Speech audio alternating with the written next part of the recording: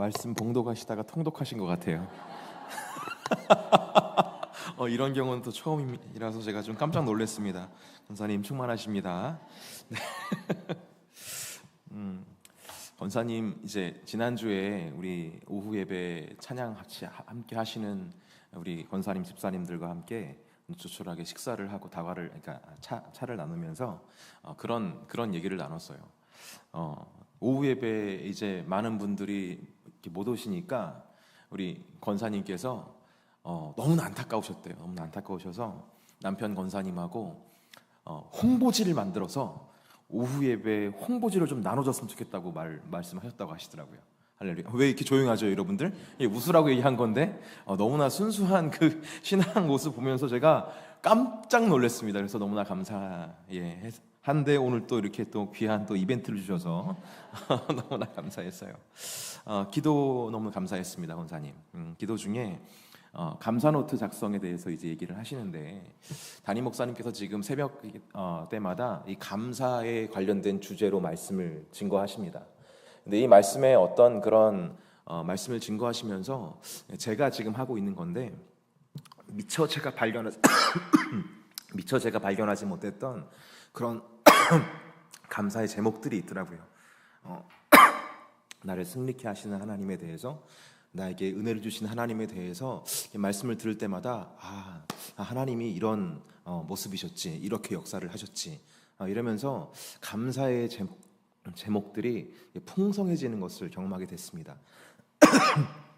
여러분 감사노트 지금 다들 쓰고 계시죠? 할렐루야. 감사노트를 갖고 오셔서 담임 목사님 말씀을 적어보시기도 하면서 그리고 그 말씀 속에서 담겨진 미처 우리가 발견하지 못했던 감사의 제목들을 발견할 수 있는 복된 시간 되기를 예수님의 이름으로 축복합니다. 더불어서 이제 기획위원회 때 얘기를 나눴던 이야기인데요. 여러분 재능 축제를 지금 우리가 기획하고 있지 않습니까? 할렐루야. 근데 지금 많은 분들이 참석을 못 하시고 있다라는 얘기를 이렇게 전해 들었어요. 그래서 그 이유가 무엇이냐? 그래서 한 장로님께서 재능이란 단어가 들어가서 그런 것 같다. 재능이란 단어가 너무나 부담스럽다. 재능이 있는 사람들만 찬양하는 거냐? 뭐 이렇게 생각하시는 것 같아서 재능의 그걸 빼고 감사 축제로 바꾸자 이렇게 말씀하셔가지고 아멘. 그래서 기획위원회 장로님들과 이제 목사님들이 다시 아멘 했습니다. 근데 제가 여러분 그 왜 재능이 됐는지 제가 추적해봤어요. 추적해봤더니 찬양 축제 하니까 옛날에 찬양 축제 했는데 그럼 찬양만 해야 되냐? 이래가지고 그럼 재능 있는 분들이 다 나와서 하시라. 그래서 재능 축제가 됐다는 거예요. 근데 시간이 지나서 재능 축제 하니까 재능 있는 사람들만 하는 거냐? 그래서 감사 축제를 바뀌었다는 사실. 그래서 여러분들 재능 축제가 아니라 뭘 한다고요? 감사 축제. 그래서 하나님께 감사하신 여러분들 모두가 나오셔서 축제와 같은 그런 시간 보내시기를 주 예수님의 이름으로 축복합니다. 따끈따끈하신 얘기인데 여러분들 이 기쁜 소식을 빨리 알려서 여러분 저기에 빨리 적으셔야 될 것 같아서 제가 불이 나게 말씀을 드립니다. 여러분 우리의 어떤 재능 달란트도 정말 중요하지만 주님을 향한 우리의 감사가 더 먼저가 되어야 되지 않을까, 그런 마음을 우리가 함께 모아서 귀한 축제의 시간을 좀 만들었으면 좋겠어요. 그래서 레크레이션도 좀 하고 퀴즈도 좀 하고 선물도 나눠드리고 즉석으로 이제 막 행운권 추첨도 하고 하면서 귀한 어떤 축제의 시간을, 한 해를 마무리하는 그 시간인데 우리가 우울하게 막 이렇게 보낼 수는 없잖아요, 그렇죠? 감사로 올려드리면서 축제의 시간들이 되었으면 좋겠다라는 그런 마음들, 여러분들 함께 동참해 주시기를 주 예수님의 이름으로 부탁드리겠습니다. 예. 우리의 삶에는 크고 작은 초대들이 가득합니다. 여러분은 모두가 친구나 가족들의 어떤 결혼식 초청장을 받으실 때가 있을 거예요. 초대장을 받는 우리는 그 초대장을 받으면서 이렇게 흐뭇한 웃음을 짓죠. 그리고 그날을 위해서 시간을 이렇게 내고 또 옷을 또 준비하면서 축하의 마음을 담아서 그 예식에 참석을 합니다. 또한 직장에서 중요한 프로젝트 회의나 비즈니스 미팅에 초대받을 때도 있습니다. 우리는 그 만남이 중요하면 중요할수록 철저히 그 만남을 준비하는 것 같아요. 이는 우리의 어떤 그런 커리어나 삶에 큰 영향을 미칠 수도 있는 어떤 기회이기 때문에 더 우리가 열심히 준비할 때가 있는 것 같습니다. 이처럼 우리의 삶에는 다양한 초대가 있고 그 초대에 어떻게 응답하느냐에 따라서 우리의 삶이 또 달라질 수가 있어요. 어떤 초대는 우리의 마음을 설레게 하기도 하고 또 어떤 초대는 우리의 미래를 바꾸기도 합니다. 하지만 오늘 우리는 이 세상의 어떤 초대보다 더 귀하고 중요한 하나님의 초대에 대해서 생각해 보려고 합니다. 여러분은 하나님의 초대에 대해서 어떤 마음과 어떠한 태도로 응답하고 계십니까? 예수님께서는 천국을 비유로 설명하시면서 이렇게 말씀하세요. 우리 마태복음 22장 2절 말씀을 다시 한 번 더 같이 읽어보도록 하겠습니다. 읽겠습니다. 시작. 천국은 마치 자기 아들을 위하여 혼인잔치를 베푼 어떤 임금과 같으니 라고 나와 있습니다. 여기서 임금은 하나님을 의미하고 아들은 누굴 의미할까요? 예수 그리스도를 의미합니다. 그리고 혼인잔치는 하나님 나라에서의 구원과 영원한 기쁨을 상징하는 것이죠. 하나님께서는 우리를 그분의 잔치에 초대하시며 영원한 생명과 기쁨을 우리와 나누기를 원하신다라는 것을 우리가 알 수 있는 대목인 거예요. 그래서 하나님께서는 종들을 보내셔서 사람들을 초청하십니다. 마태복음 22장 3절에 이런 말씀이 있죠. 그 종들을 보내어 그 청한 사람들을 혼인잔치에 오라 하였더니, 그 뒤에 한번 읽어보시길 바랍니다. 오기를 싫어하거늘.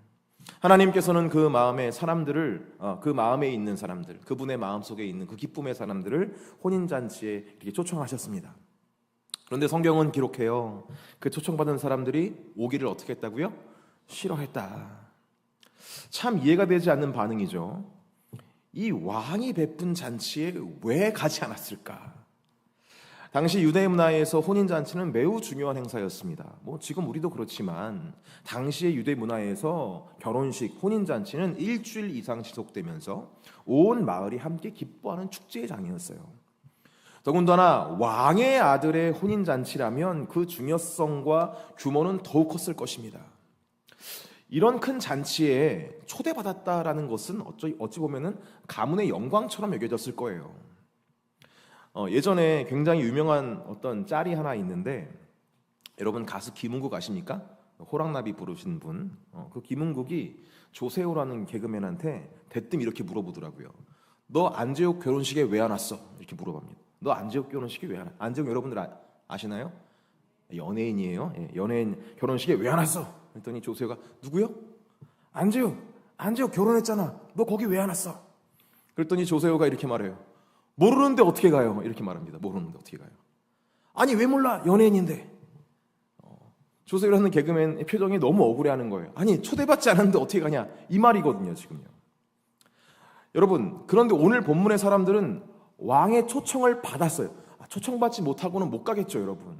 우리가 대통령 생일잔치 우리 갈 수 있습니까? 없습니까?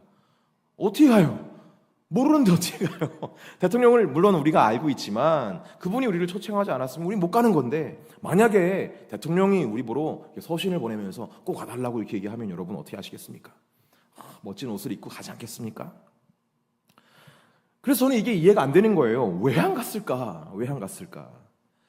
이 반응이 이해가 안 됐던 것 첫 번째는 제가 먹게 비워서 그럴지 모르겠는데, 다른 사람이 아니라 왕이 준비한 잔치라면 얼마나 먹을 게 많았겠어요, 여러분.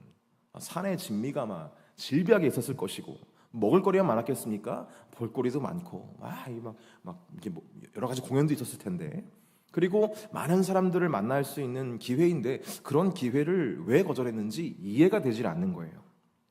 더불어서 두 번째 좀 이해가 안 됐던 것은 뭐냐면, 무슨 배짱이 있어서 왕이 베푼 잔치에 나가지 않았던 것일까? 이런 생각이 들었어요. 아무리 정중하게 초대했어도 그렇지, 왕이 초대했으면 그래도 가야죠. 안 갔다가 어떤 불이익이 있을 줄 알고 무서워서 이렇게 가지 않았겠습니까? 근데 미루어 짐작해 보면 아마도 이 왕의 초청을 거절한 사람들은 왕에 대해서 별로 좋은 마음을 갖지 않았던 것 같아요. 왕을 좋아하고 사랑했으면 왕의 부름에 막 갔겠죠. 아니 왕이 불러주기만을 기다렸다가 불러줬을 때 막 큰 소리로 외치면서 가게 됐다 이러면서 막 사람들한테 자랑하면서 갔겠죠. 그러나 이 사람들은 왕을 존경하지도 않고 왕을 사랑하지도 않았기 때문에 왕의 초청을 거절했다는 것을 우리가 알게 되는 것입니다. 그런데 이런 것도 이해가 되지 않았지만 더 이해가 되지 않은 부분이 나와요. 마태복음 22장 4절 말씀을 좀 같이 읽어봤으면 좋겠습니다. 읽겠습니다. 시작. 다시 다른 종들을 보내며 이르되 청한 사람들에게 이르기를 내가 오찬을 준비하되 나의 소와 살찐 짐승들을 잡고 모든 것을 갖추었으니 혼인잔치에 오소서 하라 하였더니, 왕은 자신의 초청을 거절한 사람들을 포기했습니까? 포기하지 않습니까? 포기하지 않으세요. 다른 종들, 이전에 보냈던 종들과 다른 종들을 선발해서 그들을 보내면서 오라라고 하지 않고 오소서, 아주 더 정중한 표현으로 오라고 지금 이렇게 얘기를 하고 있어요. 저는 이 장면을 생각하면서 성경에서 하나님의 마음과 뜻을 증거한 많은 선지자들이 떠올랐습니다. 성경에 보면 하나님께서는 많은 하나님의 사람들을 통해서 백성들을 부르셨던 것을 우리는 잘 알고 있죠. 모세, 사무엘, 엘리야, 엘리사, 이사야, 호세야, 아모스, 예레미야, 에스겔, 학개, 스가랴 등 모두가 다른 시대에 다른 상황에서 다른 사람들을 향해서 사역을 했어요. 하지만 그들이 전한 메시지는 한결같았습니다. 그들이 전한 메시지는 이거였어요. 여호와께 돌아오라. 하나님께 돌아와라. 하나님께서는 왜 이렇게 많은 시간 동안 그들을 기다리시고 이런 많은 선지자들을 성별하셔서 백성들에게 보내셨을까요? 그것은 우리를 사랑하시기 때문에 그런 거였어요. 하나님은 우리를 사랑하셔서 하나님께서 준비하신 잔치에 참여하길 원하셨기 때문에, 너무 좋은 잔치인데 나의 자녀들이 여기 좀 왔으면 좋겠는데, 그런 마음에서 계속해서 초청하시는 모습을 이 비유를 통해서 발견할 수 있게 되는 거예요. 우리의 버릇없음과 완악함에도 불구하고 우리를 향한 사랑을 굽히지 않으시는 하나님 아버지의 모습을 우리가 발견할 수 있는 것입니다. 우리는 이 대목에서 우리를 향한 하나님의 사랑은 기다림과 인내를 동반한다는 것을 보게 됩니다. 더불어서 하나님의 사랑은 포기하지 않는 사랑이라는 것을 알게 되는 것이죠. 사랑하는 성도 여러분, 하나님의 초대는 그저 풍성한 잔치 초대가 아닙니다. 하나님의 초대는요, 우리에게 있어서 구원의 기회예요. 하나님께서는 우리를 죽음에서 구원하시기 위해서 희생제물을 준비하시고 영원한 생명을 누릴 수 있는 천국잔치를 준비하셨습니다. 그런 의미에서 구원에 대해서 생각해 보게 되는 거죠. 구원이란 뭘까요? 구원은 죄로부터 해방이며 하나님과의 관계의 회복을 의미합니다. 하지만 더 나아가서 하나님께서 마련하신 천국잔치에 참여하는 것을 의미하죠. 우리는 구원이 우리의 노력과 공로가 아니라고 이야기를 합니다. 우리 하나님의 은혜로 주는 선물이라고 이야기를 하죠. 왜 이런 말을 할까요? 그것은 하나님께서 준비하신 잔치이기 때문에 그런 거예요. 하나님께서 다 준비하신 잔치에 우리가 오면 되는 것이기 때문에, 그리고 그 잔치에 하나님께서 종을 보내셔서 우리를 초대하시기 때문에 우리가 한 게 아무것도 없잖아요. 그런데 그 잔치에 참여하는 사람이 너무 없다 보니까 누가 오셨습니까? 하나님의 아들이신 예수 그리스도가 직접 오신 거예요. 얼마나 우리가 알아보지 못하면, 얼마나 우리가 하나님께 나아가지 않으면 그분의 아들이 오셔야만 했을까? 그런데 우리의 이 완악한 모습도 모습이지만 그런 우리를 영원한 생명으로 인도해 주시기 위해서 예수님께서 사랑으로 우리를 섬기시는 모습을 우리가 더 발견하는 것 아니겠습니까? 우리가 다시 한 번 더 주님의 사랑을 깊이 묵상할 수 있는 오늘이 저녁 되시기를 주 예수님의 이름으로 축복합니다. 오늘이 저녁에 하나님의 초대가 얼마나 귀하고 중요한지 깨닫는 시간 되기를 주 예수님의 이름으로 축복합니다. 그런데 중요한 것은 이 초대에 어떻게 우리가 응답하고 있느냐인 거겠죠. 하나님께서 이렇게까지 우리를 부르신다면 우리는 어떤 마음으로 그 부르심에 응답을 해야 될까요? 결단하는 마음으로 하나님의 초대에 응답할 수 있는 오늘이 저녁 되시기를 주 예수님의 이름으로 축복합니다. 자, 이렇게 하나님께서는 우리를 사랑하셔서 귀한 잔치에 초대하셨어요. 하지만 사람들의 반응은 어땠습니까? 마태복음 22장 5절에서 6절 말씀을 같이 한번 읽어보도록 할게요.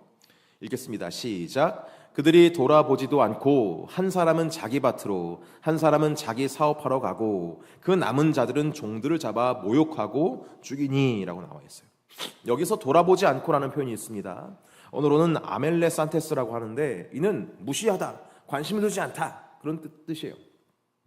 그들은 왕의 초대를 경시하고 무시했습니다. 그리고 모욕하고라는 단어가 나오는데 휘브리산테스라고 하는데 이건요, 초대를 거부한 것을 넘어서 적극적으로 적대했다라는 것을 담고 있어요. 그러니까 무시하는 것도 모자라서 적대했다. 이해가 되지 않지만 여러분, 왜 이렇게 행동했을까를 우리는 고민해 볼 수 있어야 돼요. 왜 그랬을까? 그런데 이 질문을 좀 바꿔서 무엇이 그들로 하여금 이렇게 행동하게 했을까로 한번 질문하면서 그 답을 한번 찾아봤으면 좋겠습니다. 5절 말씀에 보면 이렇게 나와 있죠. 한 사람은 자기 밭으로, 한 사람은 자기 사업하러 가고, 이렇게 나와 있어요. 그러니까 부르심이 있었는데 그 부르심을 거절한 이유는 뭐냐면 자기 밭으로 가기 위해서, 자기 사업을 하기 위해서 하나님의 부르심, 왕의 부름을 거절했다라고 말하는 거예요. 즉 자신의 일상과 일에 더 큰 관심과 우선순위를 두었기 때문에 이런 결정을 했다라는 것을 우리가 알 수 있는 것이죠. 세상의 일들이 하나님보다 앞서 있었던 사람들, 그들은 하나님의 초청을 돌아보지 않고 모욕하였다는 것을 우리는 성경을 통해 확인할 수 있게 되는 것입니다. 여러분, 우리는 이 지점에서 우리의 삶에서 하나님보다 더 중요하게 생각하는 것이 무엇인지를 돌아봐야 돼요. 성경에서 죄라고 하는 것 여러분 아실 겁니다. 죄는 여러분 그저 잘못된 행동이 아니죠.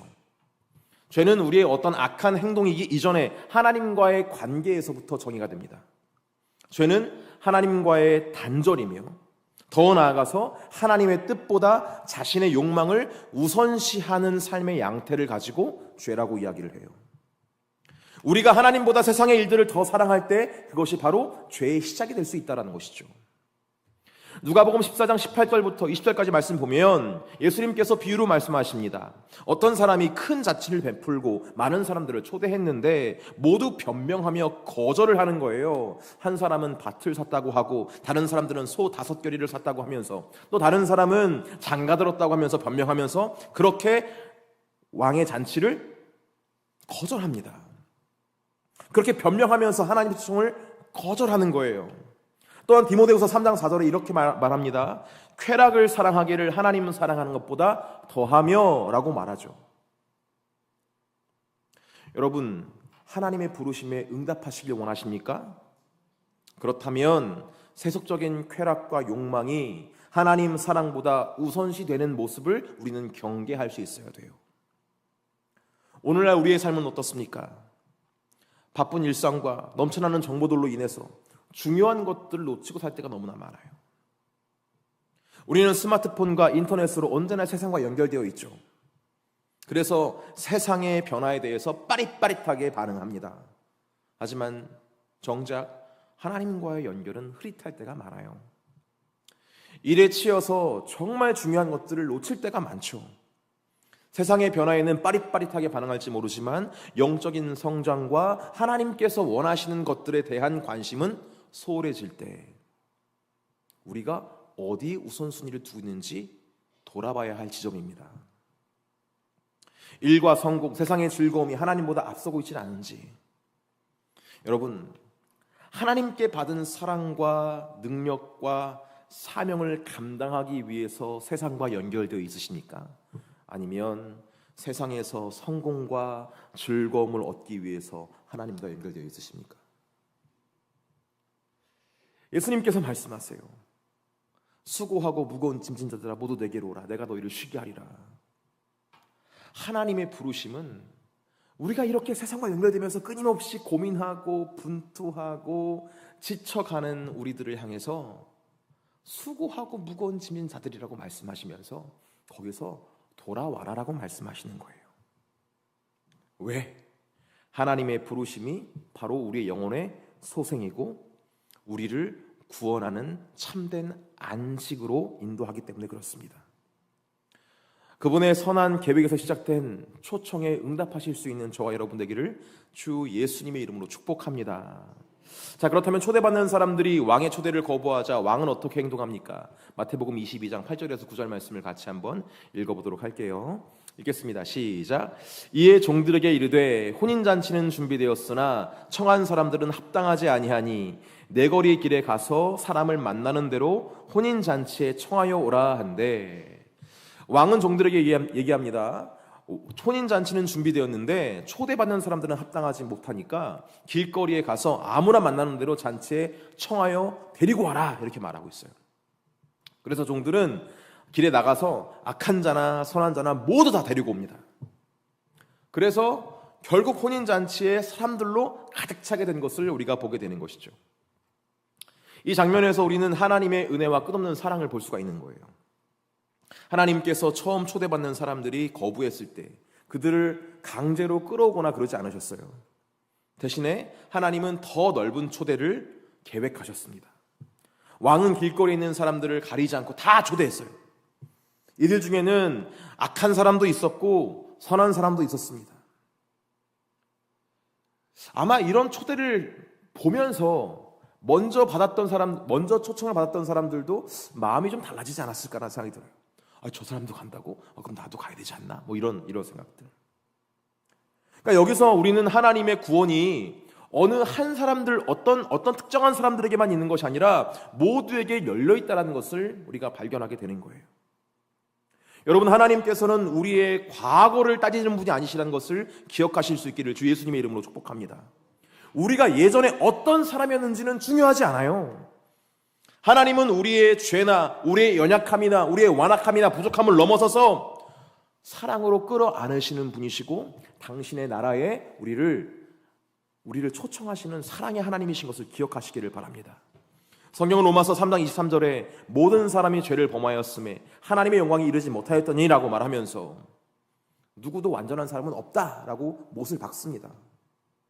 여러분, 어떤 사람 바라보시면서 내가 저 사람보다 낫다라고 생각하십니까? 잘못된 생각이에요.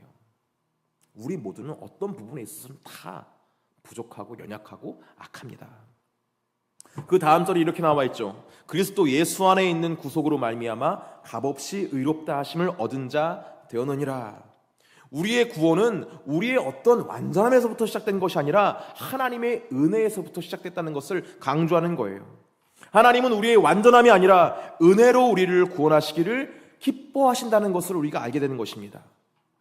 다시 말씀드리지만 수고하고 무거운 짐진 자들 다 내게로 오라, 내가 너희를 쉬게 하리라 말씀하시는 건 예수님은 세리와 창녀들, 소외된 자들 모두를 불러서 하나님 나라에 들어올 수 있도록 하셨다는 것을 기억하게 하는 것이죠. 그러므로 하나님의 은혜는 우리가 생각하는 어떤 경계와 조건을 넘어서는 은혜다라는 것이죠. 우리는 사람을 가려봅니다. 나의 기준과 잣대로 그 사람을 분석하고 판단하고 될 때가 너무나 많아요. 하지만 분명한 것은 하나님께서는 그 사람도 주님 품에 거하시기를 원하신다는 것이죠. 하나님의 사랑은 조건이 아닌 우리를 향한 사랑과 자비로 구원의 잔치에 초대하는 사랑의 아버지시라는 것입니다. 이 잔치는 우리가 무슨 일을 했든지 어떤 죄를 지었든지 상관없이 초대받을 수 있는 자리예요. 우리가 이 초대를 거부하지 않고 받아들일 때 누구든지 그 잔치에 참여할 수 있는 것이죠. 그런데 이야기는 여기서 끝나지 않아요. 왕이 손님들을 보러 이렇게 옵니다. 쭉 둘러봐요. 누가 왔는지. 아마 가득 찬 것을 보고 기뻐하지 않았을까 생각됩니다. 그런데 거기에서 예복을 입지 않은 한 사람을 발견합니다. 우리 마태복음 22장 11절에서 12절까지의 말씀을 한번 읽어보도록 할게요. 읽겠습니다. 시작. 임금이 손님들을 보러 들어올새 거기서 예복을 입지 않은 한 사람을 보고 이르되 친구여 어찌하여 예복을 입지 않고 여기 들어왔느냐 하니 그가 아무 말도 못하거늘. 자, 여기서 예복은 혼인의 옷이라는 뜻입니다. 혼인의 옷. 그러니까 혼인 잔치에 참여할 때 입는 특별한 옷을 의미하는 거예요. 당시 문화에서 왕이 잔치에 참석하는 손님들에게 예복을 제공하는 것은 일반적이었다라고 합니다.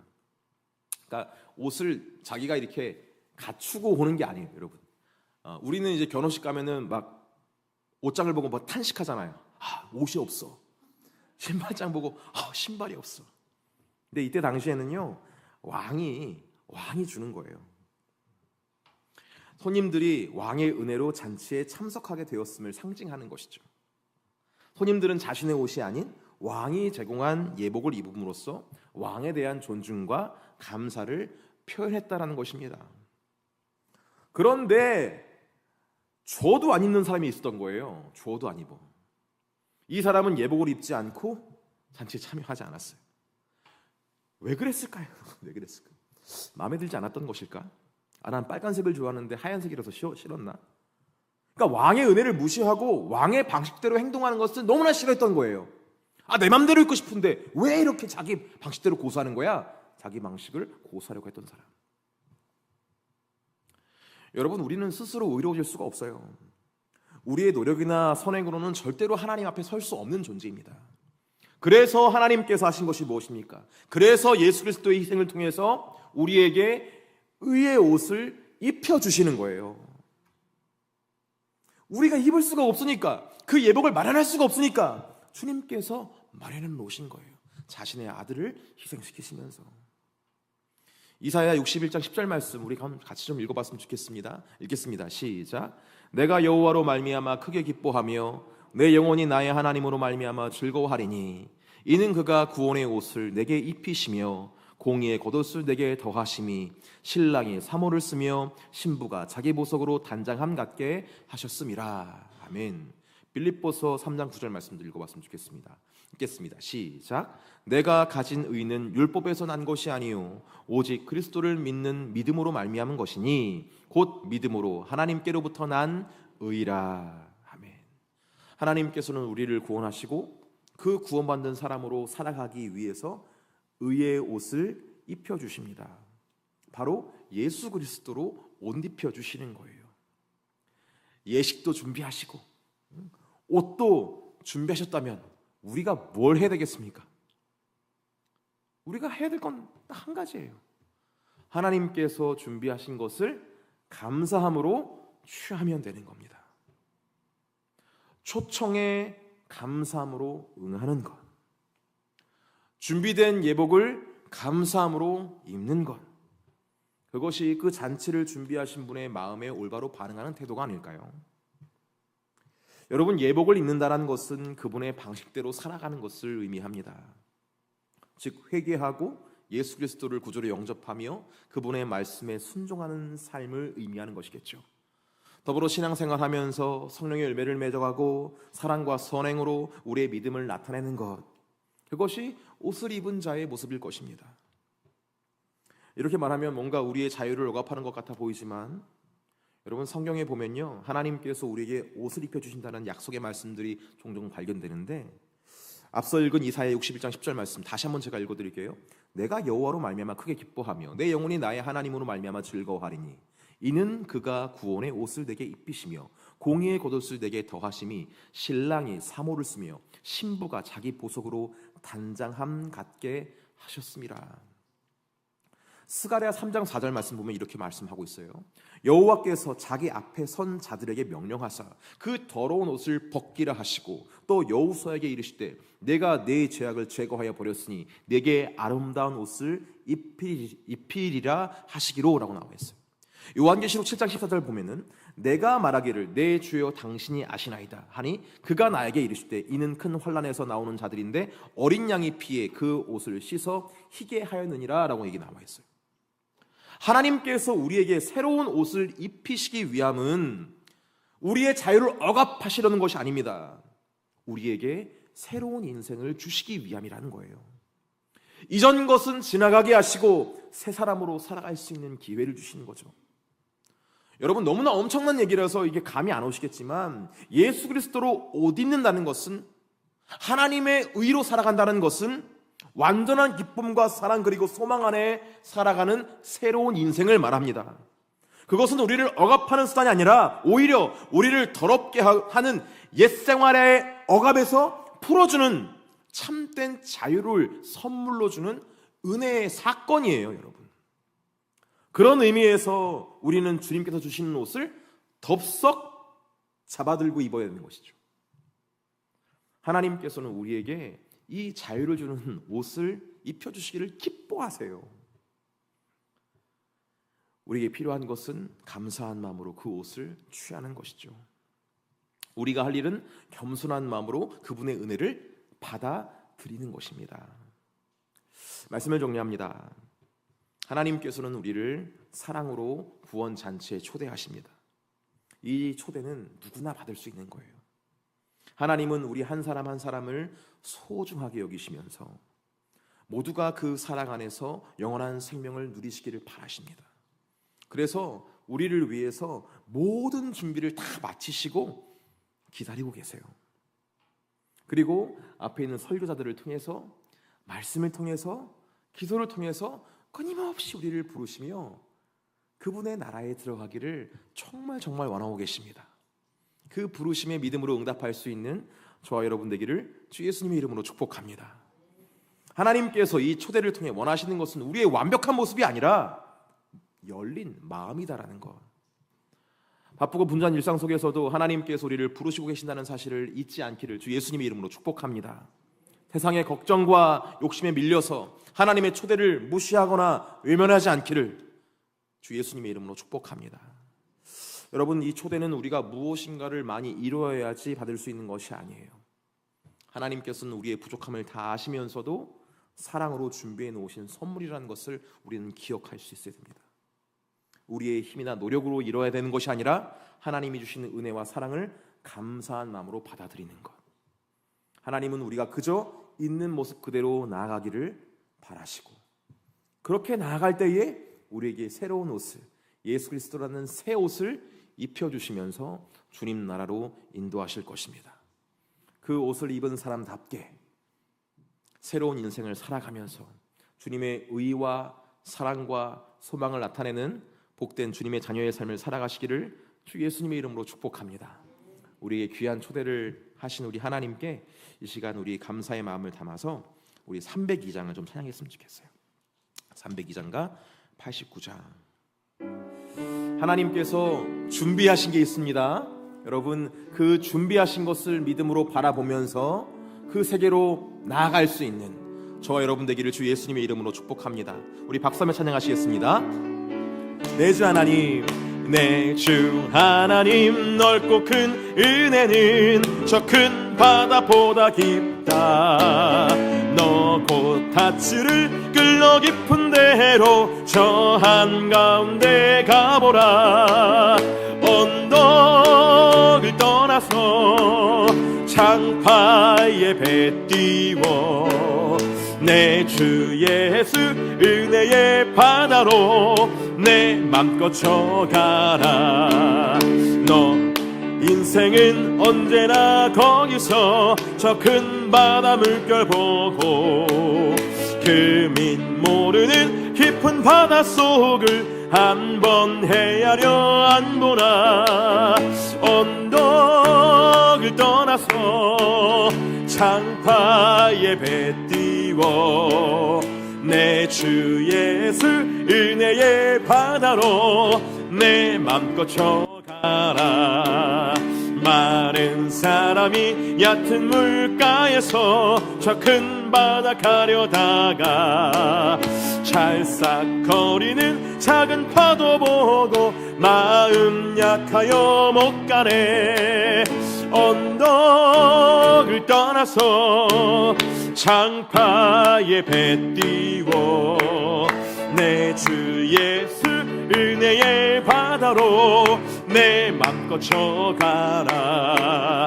자 곧 가거라, 이제 곧 가거라. 저 큰 은혜 바다 향해 자 곧 내 너를 저 깊은 데로 가라. 망망한 바다로 언덕을 떠나서 창파에 배 띄워 내 주 예수 은혜의 바다로 내 맘껏 저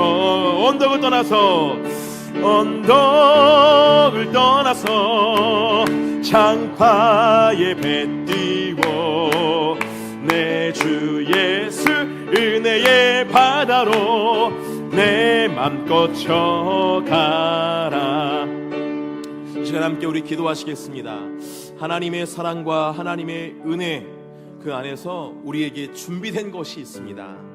여러분, 우리가 주님과 연결되지 않으면 이 사실이 믿어지지 않아서 바다를 보고 겁을 집어먹게 되어 있어요. 하지만 우리가 주님과 믿음으로 연합해 있으면 주님의 부르심에 믿음으로 반응하면서 그 바다를 향해서 아주 귀한 항해를 할 수 있게 될 줄 믿습니다. 주님의 부르심은 그 모든 어려운 난관들을 넘어서 하나님의 위대한 계획으로 우리를 인도하실 거예요. 그 부르심의 믿음으로 응답할 수 있는 저와 여러분 되시기를 주 예수님의 이름으로 축복합니다. 주의 부르심에 응답하시며 그리스도의 옷을 입으면서 그렇게 주님의 그 사랑과 은혜와 거룩하심을 나타내는 자녀의 삶을 완수하실 수 있기를 주 예수님의 이름으로 축복합니다. 거절하지 마시고 세상이 주는 그런 두려움 가지고 그 바다를 두려워하지 마시고 하나님께서 그 모든 것들을 헤쳐나가게 하시는 그 모든 은혜의 바다를 누리실 수 있는 저와 여러분 됐으면 좋겠어요. 이 시간 주의 부르심에 우리가 어떻게 반응하고 있는지를 돌아보면서 부족한 부분들이 있다면, 반응하지 못한 것들이 있다면, 응답하지 못한 것들이 있다면 주 앞에 내려놓고 다시 한번 주님과의 친밀함이 회복되실 수 있기를 주 예수님의 이름으로 축복합니다. 우리 주여 한번 부르짖고 통성으로 기도하며 나아가시겠습니다. 기도합니다. 주여, 할렐루야. 하나님께서 내일 허락하시니 감사합니다. 하나님의 놀라운 사랑과 정말로 아버지 하나님 통치하심이 우리 가운데 있게 하사 하나님 그 부르심 안에서 믿음으로 응답할 수 있도록 주님께서 인도하시니 너무나 감사합니다. 정말로 아버지 하나님, 우리 마음 가운데 있는 욕심과 정말로 세상을 향한 정말로 우리의 쾌락이 정말로 주님의 부르심에 응답하지 못하도록 할 때가 너무나 많습니다. 오히려 세상을 두려워하고